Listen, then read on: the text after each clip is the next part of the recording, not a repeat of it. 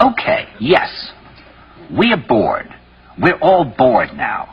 But has it ever occurred to you, Wally, that the process that creates this boredom that we see in the world now may very well be a self-perpetuating, unconscious form of brainwashing created by a world totalitarian government based on money, and that all of this is much more dangerous than one thinks? And it's not just a question of individual survival, Wally, but that somebody who's bored is asleep, and somebody who's asleep will not say no?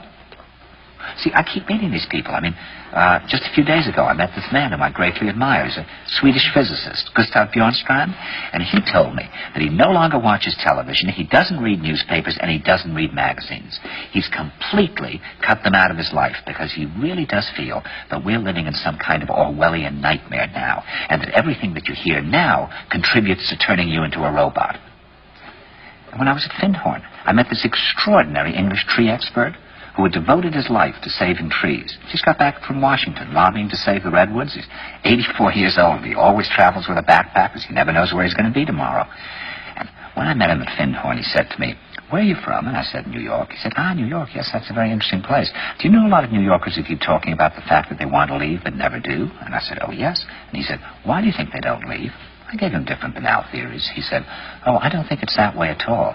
He said, "I think that New York is the new model for the new concentration camp, where the camp has been built by the inmates themselves, and the inmates are the guards, and they have this pride in this thing they've built. They've built their own prison, and so they exist in a state of schizophrenia, where they are both guards and prisoners, and as a result, they no longer have, having been lobotomized, the capacity to leave the prison they've made, or to even see it as a prison."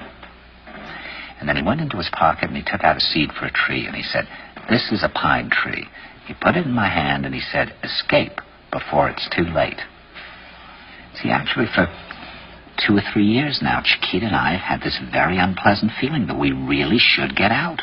That we really should feel like Jews in Germany in the late 30s. Get out of here. Of course, the problem is where to go, because it seems quite obvious that the whole world is going in the same direction. See, I think it's quite possible that the 1960s represented the last burst of the human being before he was extinguished, and that this is the beginning of the rest of the future now, and that from now on there'll simply be all these robots walking around, feeling nothing, thinking nothing, and there'll be nobody left almost to remind them that there once was a species called a human being, with feelings and thoughts, and that history and memory are right now being erased, and soon nobody will really remember that life existed on the planet.